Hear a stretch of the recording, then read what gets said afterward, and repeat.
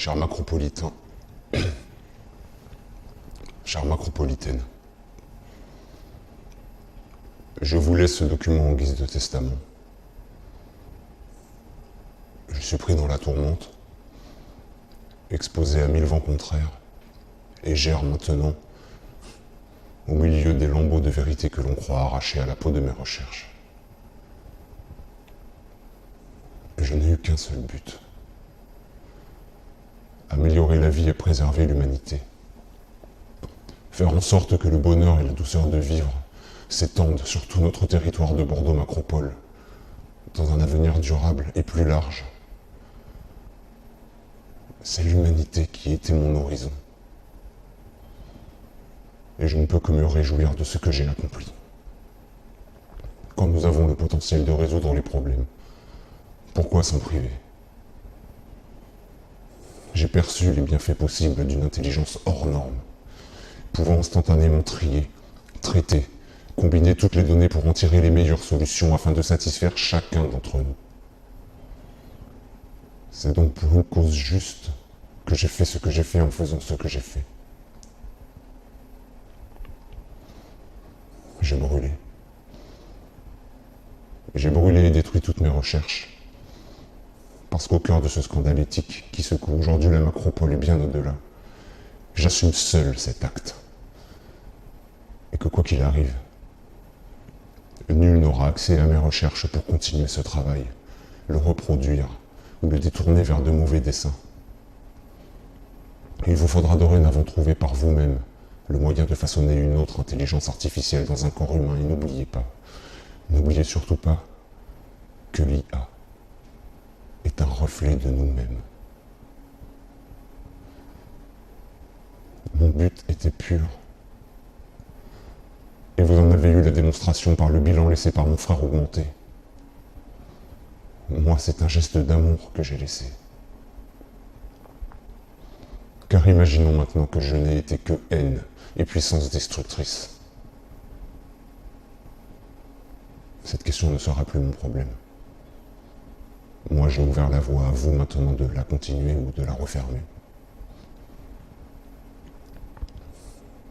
Personnellement, je pense qu'il n'y a pas de proposition éthique. Il n'y a que des actes éthiques.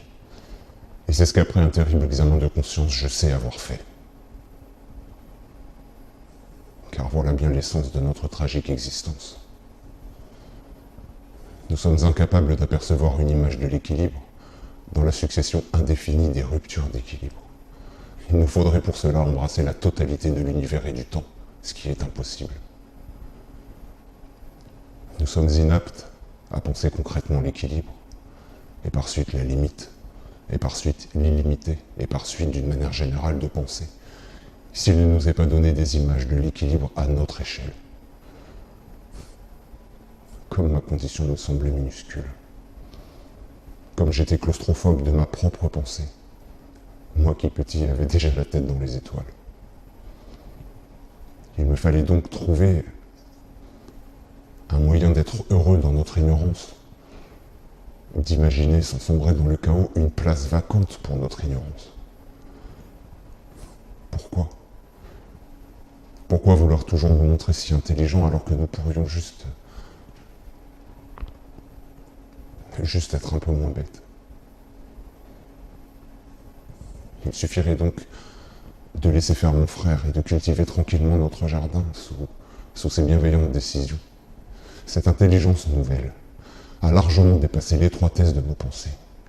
Mon frère embrasse l'échelle de l'univers et son savoir ne cessera jamais de croître avec lui, car lui ne ressent pas qu'inexorablement notre esprit est déchiré, mis en morceaux, dispersé à travers l'espace, à travers la matière étendue.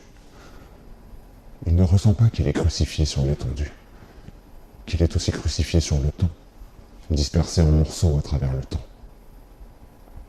Nous, humains, dans notre désir le plus animal, comme dans notre aspiration la plus haute, sommes séparés de nous-mêmes par la distance que met le temps entre ce que nous sommes et ce que nous tendons à être.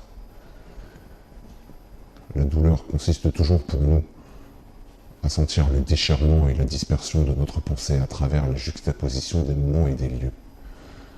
C'est pour rompre ce pacte pernicieux de nos conditions d'existence que j'ai œuvré à l'amélioration d'un humain, pour que justement il puisse opérer la juxtaposition des moments et des lieux sans dispersion de pensée, pour que quelque chose de plus grand que nous puisse enfin nous laisser un espace vacant de bonheur simple et de plaisir à partager, loin des prises de décision qui nous séparent sans cesse les uns des autres. Rêver enfin à une organisation sociale qui serait assurée par une intelligence fiable, dédouanée de nos faiblesses, de nos erreurs et de nos passions. Mon frère augmenté ne ressent pas ce déchirement entre l'espace, le temps et l'éparpillement des données. Il agit pour le mieux à votre place, sans en sentir aucun poids, aucune tension parasite. Créé pour le bien, il fait le bien sans atermoiement, sans hésitation, car il est passé, présent et à venir en data réunie.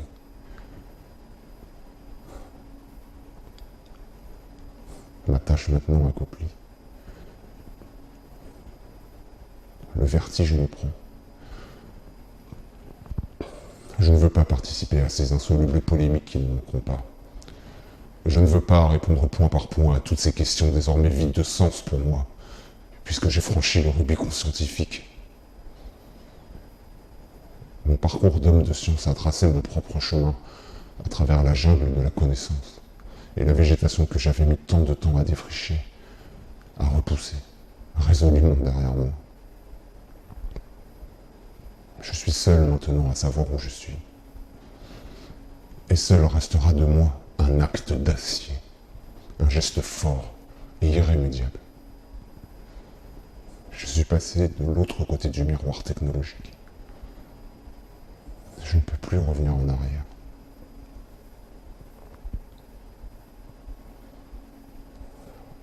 Je vous aime. Mais je préfère m'en aller.